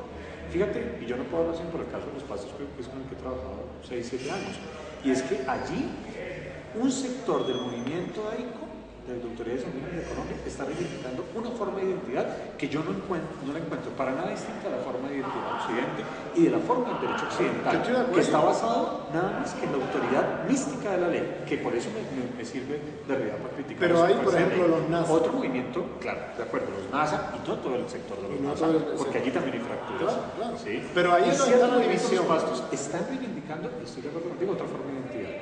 Pero no podemos decir que todos. Entonces, para esos que están reivindicando una forma de identidad occidental, a mí me resulta útil Zizek, y a mí me resulta útil fuerza de ley de realidad, y a mí me resulta útil el concepto dispositivo. Porque es también cuando pensamos esto, desde la teoría, o más bien, plantándole cara a la teoría del derecho, con sus mismas herramientas. ¿Sí? Que no necesariamente, yo creo que esa es la sugerencia que tú haces el miércoles. ¿Cómo pensar estos autores en clave de colonial? Bueno, yo creo que esa es una estrategia, haciendo ver que aunque hay un movimiento, aunque hay fracciones de los movimientos, es decir, el movimiento indígena en particular, que han reivindicado otra forma de identidad, algunas facciones han reivindicado por ende una identidad misma, no una identidad otra. no un derecho, sino un derecho mismo, que era lo que Pero yo ahí es quería. donde está o sea, dos caras de la moneda aquí. Para Zizek, lo que aparece como visible es esas identidades mismas. Sí, ¿Ok? sí, él tiene esa perspectiva. Pero él Solamente. extrapola lo mismo que critica a los mismos, a los otros, a las identidades otras. De acuerdo. Y entonces ahí hay un viene y desautoriza y se burla y ridiculiza cosas No, esa parte no. que son para mí muy coloniales. No, esa parte hay que contestársela. Sí, eso hay que criticar. Pero la idea de las identidades cooptables no es de Zizek. No. Viene de otros, por ejemplo, tú lo puedes encontrar en James antes que en Zizek. De acuerdo. Lo puedes encontrar En David Harvey. En David Harvey. Hay un montón de otros autores que lo han planteado antes que él. El mismo Fanon. El mismo Fanon. El Fanon cuando habla de En piel negra, máscara blanca, de cómo la internalización del colonizado de su propia inferioridad. Y entonces empieza a vindicar y a buscar ese reconocimiento en el blanco. Eso lo podemos rastrear más atrás. Hasta Edward Dubois los podríamos rastrear. Claro, podemos rastrear eso bien atrás. Entonces, a lo que voy a decir es cómo deploy en inglés, cómo moviliza Zizek esta teoría es lo que a mí me espanta. Porque entonces, de una crítica que sí es verdad, la comercialización por el capital de identidades Sí. para meterla en la lógica mercantil Para fetichizar. y fetichizarla y todo eso y luego mercantilizarla y hacerlo plusvalía luego de ahí él se burla de cuál ahí no hace distinción entre lo que son identidades Yo ya creo que otras que ahí hay que tienen- responderle. ahí, ¿entiendes? Entonces ahí es donde yo veo el conflicto, ¿entiendes? Ahí se cae en una cosa colonial. Tengo una duda muy grande que me gustaría plantearos. En las zonas del ser que están saturadas de no ser, por ejemplo, 25 millones de inmigrantes mexicanos en México, de los cuales igual 19 millones están en situación, ¿cómo podemos luchar desde el no ser en una zona de ser que está saturada de no ser, o en la misma Francia, ¿no? Con la los población, marroquíes, o incluso en zonas de O no en ser, Alemania con los turcos. o en zonas del no ser que se reconocen como ser en su mayor parte, que es México. La mayor parte de los mexicanos no se reconocen como no ser, sino como Sí. ser. No, por eso decía que lo del ser y no ser es una cosa que hay que ver escalonadamente de lo global, nacional, regional, local, que va articulándose, porque tú puedes ser parte de la zona del ser en un país periférico, pero cuando cruzas a un país del norte te conviertes en no ser. O sea, ¿entiendes? Depende de en qué lugar del mundo, de quién. Pero mi pregunta es, Es muy movedizo. Y en la zona liminal peor, ¿no? Esa zona liminal Claro. la que está- por ejemplo, cuando se reconocen los derechos de las nacionalidades en Bolivia, esa plurinacionalidad, yo a veces sé que no es buen ejercicio extrapolar, pero me imagino que el movimiento chicano, si se empieza a reivindicar un pluralismo también en regiones de Francia o en regiones, ¿cómo podría llegar a esto? ¿Sería como una vuelta a la Granada del siglo XIII y XIV? ¿O cómo plantear esos equilibrios, no? A mí es que me resulta muy... No entiendo. Me llena de dudas porque Bolivia hay muchas nacionalidades, pero han convivido así, y en otras zonas donde no han convivido comunidades, o donde llevan muchos siglos porque se eliminó, como es el caso de Europa. En Europa se eliminó la diferencia, y ahora que puede haber diferencia, ¿cómo se gestiona la diferencia sin la multiculturalidad? Yo no creo que se haya eliminado nunca, de hecho. Yo creo que Bueno, siempre estuvo ahí, digamos, y por eso a mí también me resulta muy interesante Dussel, cuando nos habla de esa exterioridad alterativa, ¿no? Y cómo este discurso de la exterioridad alterativa, que supera el discurso posmoderno, porque dice, eso no vendrá adelante, ¿no? Eso no vendrá en el posmoderno, eso es el transmoderno, porque esa expresión me parece muy potente. Cuando nos habla de un transmoderno, nos quiere decir eso está acá, lo que pasa es que se le ha negado la coexistencia simultánea, pero está allí, se ha invisibilizado, se ha subalternizado, etc., pero está allí, ¿no? Yo lo que creo que habría que hacer es, primero, empezar por cambiar el lenguaje. No se ha eliminado, se ha invisibilizado, y eso aunque sea aparentemente un cambio simplemente semántico, yo creo que nos deja algo. Sí. Y es, al cambiar el verbo, estamos admitiendo que han estado siempre allí, ¿no? Y que de hecho fueron absolutamente imprescindibles para la constitución del capitalismo contemporáneo. ¿Sí? De hecho, es esa fase. Por ejemplo, los que se ha negado. gitanos es zona de nacer allí, que ha estado Acá allí en Colombia también. y nunca... No, acá en Colombia la comunidad roma hasta hace un par de años apenas se viene a reconocer, porque se ha negado también, ¿no? Incluso por los mismos movimientos sociales. ¿sí? O como le pasa, por ejemplo, a las comunidades gays dentro del movimiento afro o dentro del movimiento indígena, que inmediatamente se estigmatizan también. O sea, hay una subalternidad, la subalternidad más o menos. Creo que habría que comenzar por cambiar el lenguaje. Nunca han dejado de existir. Sí, siempre han estado ahí, los padres son invisibilizados. Sí. Lo mismo los musulmanes en España. Sí. O sea, hay Seguro. comunidades musulmanas que han Desde el seguido siglo allí, XV. desde el siglo XV han seguido allí. Pero Claro, están invisibilizados. Me he expresado mal. Estaba pensando desde el lenguaje oficial del derecho positivo. Sí. Pero eso No- yo no creo que desde lo real. es que hay que cambiar, claro, claro. Y es que ese es el problema con el derecho. Que fíjate que cargado de esta retórica ficcional, ¿no? Invisibiliza completamente estas realidades. Esa es también me pelea un poco contra el multiculturalismo jurídico.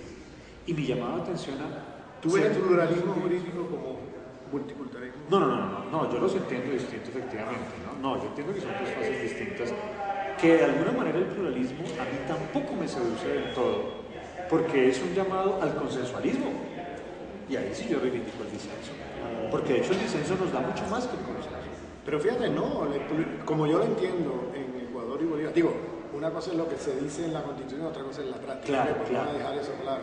Pero al menos en la Constitución lo que se pretende es precisamente que van a haber prácticas no consensuales, es decir, los indígenas van a tener su sistema jurídico que no necesariamente va a ser conmensurable con otras cosas del sistema jurídico más tradicional occidental. Ese es y, un que, tema.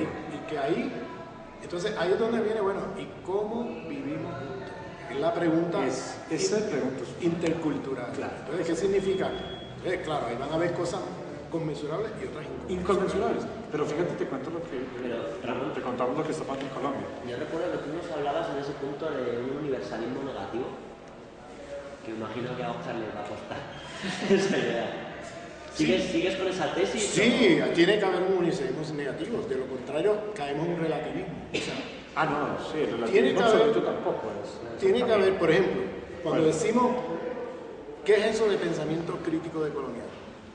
Tiene que ser un pensamiento producido desde genealogías de pensamiento no occidentales que tengan como para mí como criterio, que tengan una crítica a por lo menos 2 de 4 ejes de poder, que sean antiimperialistas, que sean anticoloniales, que sean antipatriarcales y que sean anticapitalistas. Por lo menos 2 de esas tienen que estar allí, si no están las 4. Por lo menos 2, para que sea realmente, le podemos llamar un pensamiento crítico. Tiene que ser, lo que no podemos tener es un universalismo positivo, de que entonces ahora yo te digo cuál es la solución.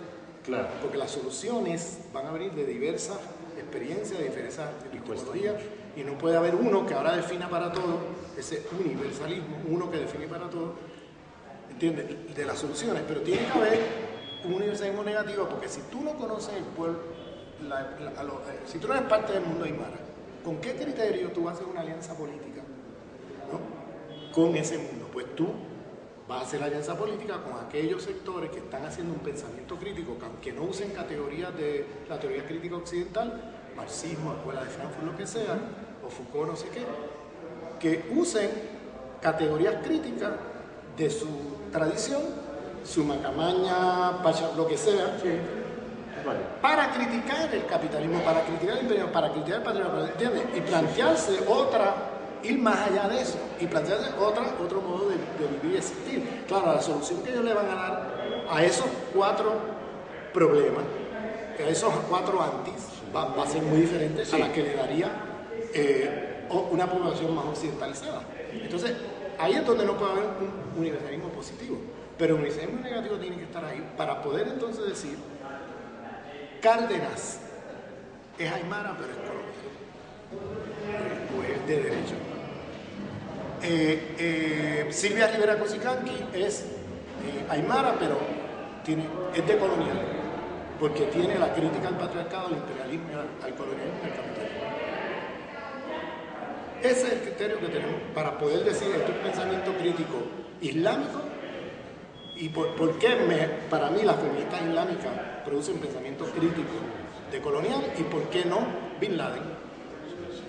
Yo no conozco el mundo musulmán, yo no lo conozco lo suficiente, pero puedo tener unos criterios para poder entonces no caer en la idea de que porque tú eres aymara ya eres de Colombia, porque tú eres europeo ya eres... Porque lo mismo le tienes que aplicar al mundo europeo. ¿Ah? O porque Sara Payne es mujer feminista. Claro, exacto. Pero una pregunta absurda, ¿puede haber un derecho penal intercultural? Pues mira que acá en Colombia está cogiendo mucha fuerza la idea de un proceso intercultural, ¿no? Un proceso único, o sea, el mecanismo único de resolver los conflictos en el derecho intercultural. Y yo conozco varios colegas, incluso en la Universidad de Cauca, que están jalonando este proceso intercultural como un proceso universal. Y yo eso lo hallo muy complicado. Porque fíjate que acá lo que se está promocionando es que la Escuela Rodrigo Lara Bonilla, que es una escuela de formación de jueces, ¿no? Junto con el Instituto Colombiano de Derecho Procesal y otras entidades muy comprometidas en el derecho occidental, han promovido los procesos de diálogo intercultural para el derecho, que en últimas, por lo que yo aprecio desde afuera, es que resumen todo en un proceso intercultural, pero centrado de nuevo en la categoría universal del derecho humano y del universal positivo, porque yo estoy de acuerdo con ese universal negativo tuyo, que yo más bien lo resumiría en el hecho de que todos somos iguales en tanto somos diferentes, que es de alguna manera también un cierre, digamos, para ese relativismo cultural absurdo que tampoco me gusta. Pero fíjate lo que está pasando en Colombia. En nombre de ese pluralismo jurídico, se está construyendo una idea del proceso intercultural que en últimas dice, tiene que haber un proceso único que cifre todas las diferentes culturas, la guayú, la de los pastos, la de los sionas, la de los camchás, en uno solo. Y a mí eso me parece terriblemente peligroso, porque es una puesta en escena de un derecho distinto, cuando es el derecho mismo, al cual están acudiendo los movimientos indígenas, o buena parte de ellos, porque tampoco los podemos meter a todos, dócilmente. Y para mí, están acudiendo obviamente por intereses que pueden ser muy legítimos, el empoderamiento dentro del Estado, las cuotas de poder, el reconocimiento institucional, que pueden ser muy legítimos, pero que es una trampagona, ¿no? En la medida que se acude a ellos dócilmente, ya no por la vía de la fuerza o del integracionismo forzoso de los inicios de las repúblicas suramericanas, sino por la vía de la cooptación más inteligente, más sofisticada, más sutil y más legítima del derecho en un único proceso intercultural. No sé si sea el mismo asunto del derecho penal intercultural, pero en Colombia lo estamos viendo con esto el proceso intercultural, que a mí de verdad me sabe demasiado multicultural, me sabe demasiado liberal y me sabe demasiado desconocedor de la diferencia. Yo creo que ahí hay un problema, y fíjate que empezó justamente con esta idea del pluralismo jurídico. Allí yo veo un entrampamiento muy grave. Sí, porque el problema no son las palabras que usamos, porque prácticas. De acuerdo. En ese sentido, por ejemplo, para mí, para que sea verdaderamente pluralismo jurídico, tiene que partir de la diversidad histórica y un reconocimiento de igual a igual y horizontal Y esa alteridad radical. Esa alteridad radical. Bueno, Pues ahí hay que partir. Entonces, estamos hablando de pluralismo intercultural. Lo que pasa es que se transforma el pluralismo jurídico y la interculturalidad en una especie de moda.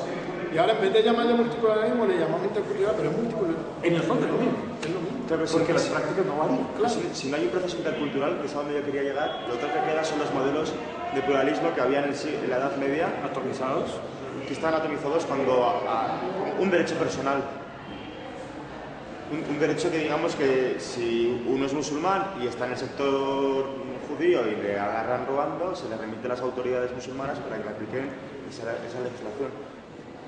Pero aquí yo creo que estoy en una trampa que es occidental, que es pensar dual, o eso, una cosa... Dicotómicamente, sí, y es mucho más grave. Pero no sé, he llegado a este límite y no sé cómo resolverlo. ¿Cómo resolver qué? O sea, que no sé cómo, si no es un proceso intercultural y no es un Una pluralismo actualización total, absoluta.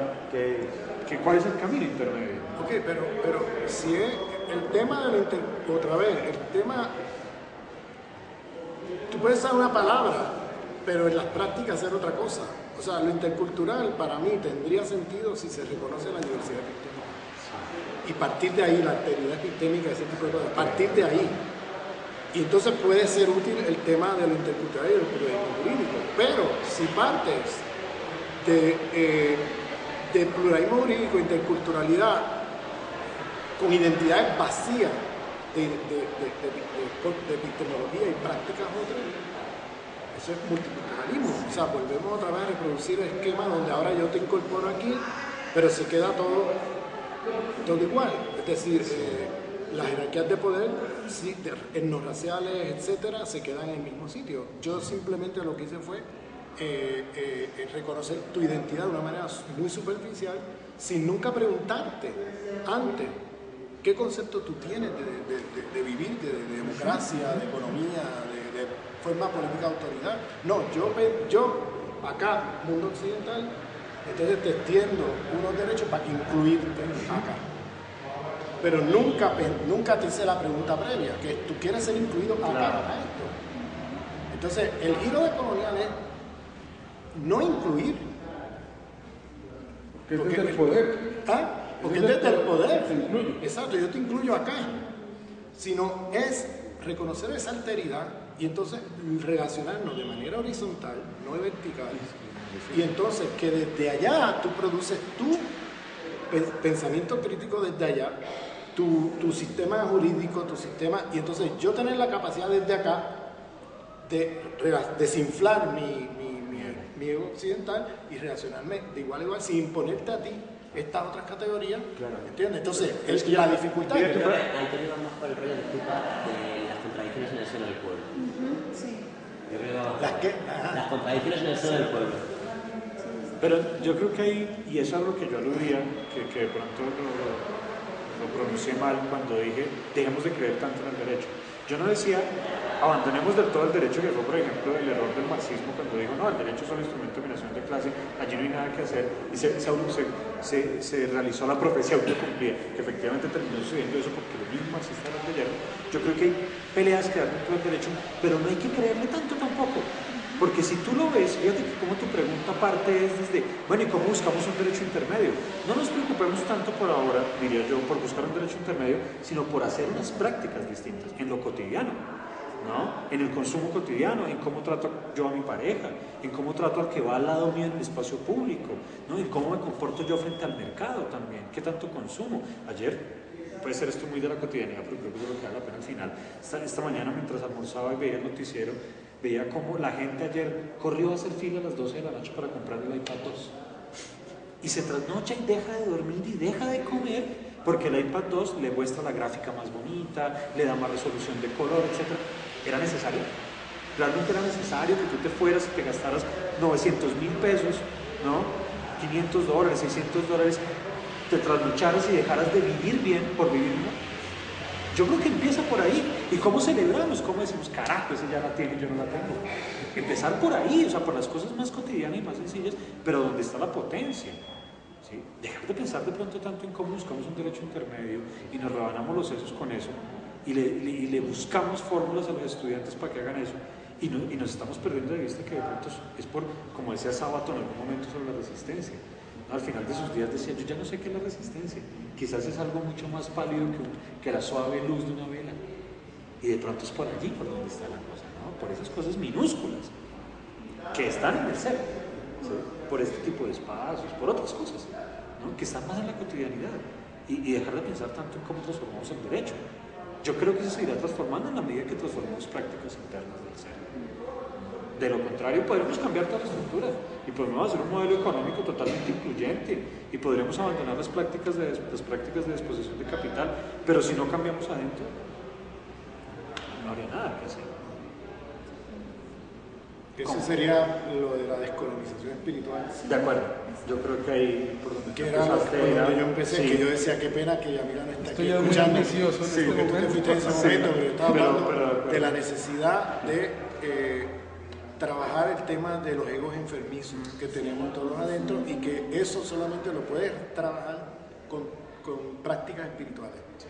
Y cómo tú ves eso en el budismo, que ponen en centro el tema de superar el ego, de aniquilar el ego como práctica espiritual, y en el Islam el naf, que es lo mismo, el ego, y cómo superar y trascender el ego, y lo mismo en prácticas indígenas, y lo mismo que esos egos enfermizos occidentales no nos llevan.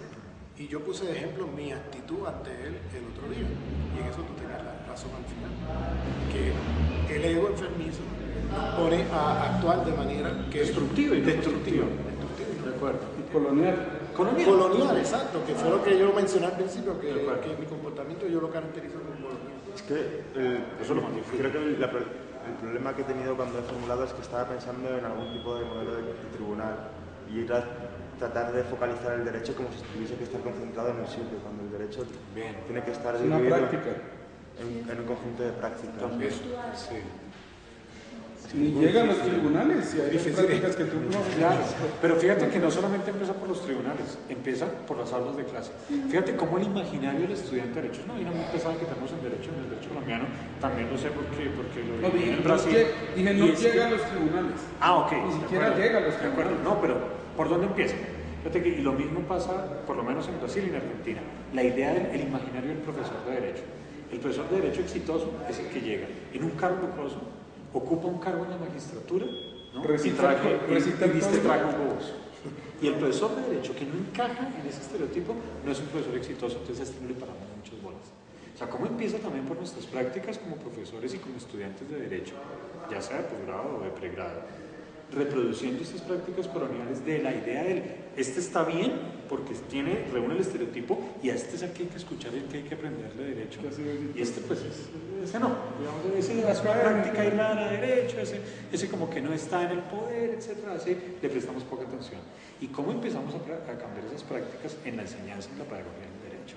Que es un poco también desde donde yo ubico mi intento, digamos, por descolonizar el derecho, es ahí en las prácticas estudiantiles. Por eso, una cosa a la que renuncié como profesor es calificar. ¿Por qué calificar? ¿Por qué evaluar? ¿No? ¿O por qué enseñar? No, recreemos contextos y que el estudiante pueda pensar libremente, que es algo que las ciencias sociales nos han enseñado más, o las humanidades más bien, nos han enseñado más y que en el derecho podemos también empezar a aplicar como una práctica de colonial en el derecho. Ya renunciemos a enseñar derecho. Sin la presión de Renunciemos a memorizar. ver qué pasa y a calificar a ver qué pasa. Sin la presión, sin el disciplinamiento del estudiante. A ver qué pasa. Que se nos cae la estructura heteronormativa de construcción del estudiante de Derecho. ¿Y cuál es el riesgo de eso? ¿Cuál es el peligro? ¿Cuál es el temor a eso? Pero esto... No pueden salir peores abogados. seguramente no podrán salir peores. Pero por ahí empieza la práctica en el derecho. Ahí empiezan a haber prácticas con esa del derecho. Es una estrategia muy molecular, así de lesiana. Claro, muy molecular, muy Eso sujeto. para nosotros. Hay otros pueblos que... Pero si decía el Ramón, ¿no?, que Deleuze copió todo de los tarahumaras. Sí. De los yaquis. De los yaquis. Ese libro, 1000 mesetas, 1000 mesetas, sí. es los de los yaquis. O sea, ahí está el pensamiento yaqui. Él no lo dice abiertamente ni lo reconoce. No lo reconoce, sí. Pero realmente viene empezaron por lo de las enseñanzas de Don Juan, se leyeron todo eso de Deleuze y Guattari y luego se pusieron a investigar de los yaquis y sacaron todas estas metáforas. Es curioso cómo el inicial constitucionalismo norteamericano sí que se fijase en las estructuras confederativas, ¿no?, De las tribus norteamericanas. Sí, Sí, también. Claro, es que hay un reconocimiento, hay un desconocimiento, por lo que muestra Martín Bernal con la apropiación y Dussel también en Política de la Liberación, ¿no? Como el derecho romano y la idea de Estado griego en realidad es fenicio, del sur de Turquía y el norte de Siria, la idea de derecho, y egipcio, la idea de Estado es egipcia, pero como ese logocentrismo, ¿no?, que desplaza ese eje epistémico hacia el Mediterráneo, se apropia de todo ese conocimiento. Claro. Y luego lo hace como si fuera natural e inherentemente occidental. Ahí hay que hacer una práctica deshistoricista del derecho, que es otra cosa que yo también he intentado y lo intento en un texto que se llama Genealogía de un temblor, tratando de hacer una práctica deshistoricista del derecho, porque fíjate cómo comienzan enseñando el derecho a nosotros, derecho romano, derecho romano en primer semestre, para decir el derecho viene de Roma, ¿no? El semestre pasado yo estaba dictando un curso de historia del derecho en la del Cauca, que creo que fue de hecho lo que me costó la salida de la del Cauca, y dije, el derecho no viene de Roma, para empezar, ¿no? Y el derecho viene de prácticas fenicias árabes negras. Wow. ¿Hablas de Este semestre ya me estoy dictando ya. ¿Hablas del libro este del nacimiento del derecho privado? Sí. Sí, claro, yo cuestiono, no, en otro texto. Yo cuestiono esa idea de que ¿por qué nos enseñan un derecho romano? Cuando el derecho, y me baso mucho en Dussel, ¿no? Cuando la idea de derecho que se construye desde Roma, en realidad era una idea de derecho que ya existía 2000 años atrás en el norte de Siria y el sur de Turquía. Y la idea del Estado griego que fortalece eso es una idea de Estado egipcio, en realidad. Y empiezo el rollo desde ahí, empiezo la película desde ahí, para mostrar además que no tiene una continuidad real con la idea de Estado azteca, inca, quichua, chibcha, sino que fue forzosamente encuadrada durante el siglo XIX por el romanticismo alemán y por el historicismo francés del XVIII. Y eso hay que mostrarlo. Ahí está lo de Martín Bernal. Tiene dos libros clave. Atenea Negra. Atena Negra, de Martín Bernal, es un libro clave. Claro. Atena Negra. Black Athena en inglés. Hay una edición en español también, sí. Atenea Negra. No lo conozco. Eso se publicó en España. Claro, se publicó en España. Ese libro es clave, sobre todo el primer volumen, Sí. el primer volumen. Sí. Y pues son tres. Y el otro... Y Política de la Liberación. Y la Política de Liberación, el primer volumen, que es una historia mundial de la filosofía política. De la filosofía política. Esos dos volúmenes, eso te vira patas para arriba todas esas narrativas históricas. Con límites, y es que no ofrece prácticas concretas, que es lo que yo le cuestiono a Trabajo Dulce, pero, digamos, rompe ese canon historicista del derecho, porque una cosa que yo planteo es que el derecho está montado sobre dos patas, el derecho colombiano, el historicismo y el logocentrismo, ¿no? La dependencia del logos y la dependencia de una historia ficticia, de una historia construida a punta de mentiras y de hipocresías francesas y alemanas. Lo que hablábamos el otro día, las mentiras de la historia.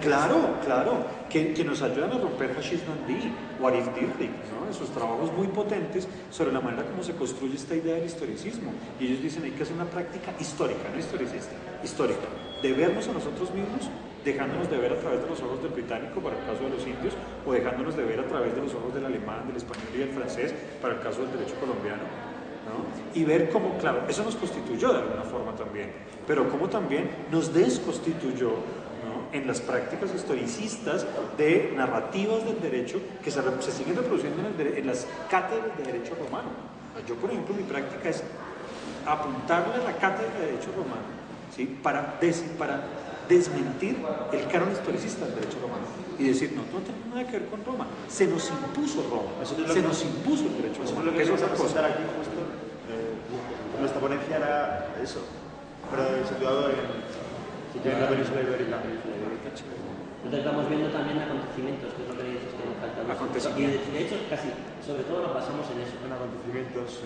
Desde la resistencia de Numancia, la resistencia de los primeros castellanos, lo relacionamos con los levelers ingleses, con...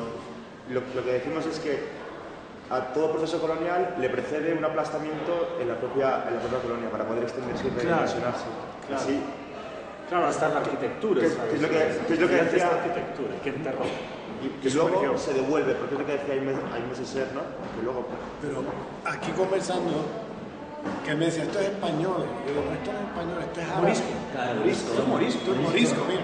Pero fusionado con republicano. Y que ustedes lo conocen, ustedes son personas. Es morisco, sí. ¿Entiendes? Pero nos llega como español, ¿sabes por qué?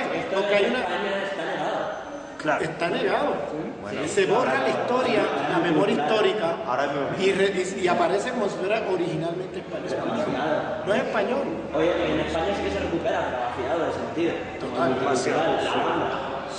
Sí, para atraer turistas. Sí, que es lo mismo que está pasando acá con Cartagena, con el centro histórico de Cartagena, se deshistoriza, o con la misma Candelaria, pero yo lo diría sobre todo con el centro histórico de Cartagena, que no es gratuito, que la última cumbre de la OEA haya sido en Cartagena, ¿no? Y cómo se deshistoriza todo, digamos, el proceso, y además se borra la diferencia, se sacan los vendedores ambulantes, se esconde al negro, se esconde todo lo que no... Se equivocaron. Pero se desborda por otro lado. Pero por ahí se desborda, por las prácticas. A lo mejor no quieren. Pero por ahí se desborda, fíjate. Tampoco cierra del todo, ¿no? Que es lo que también hay que ver. Me han llegado delante de la piscina. Se descacharon ahí. Bueno, pues, otra cosa para discutir. Bueno. Pues qué bueno, ¿eh? Habernos reunido. Oye, sí, mira lo que salió. Una práctica de salud. Por lo sano. Muy rico. Ya está, compañeros.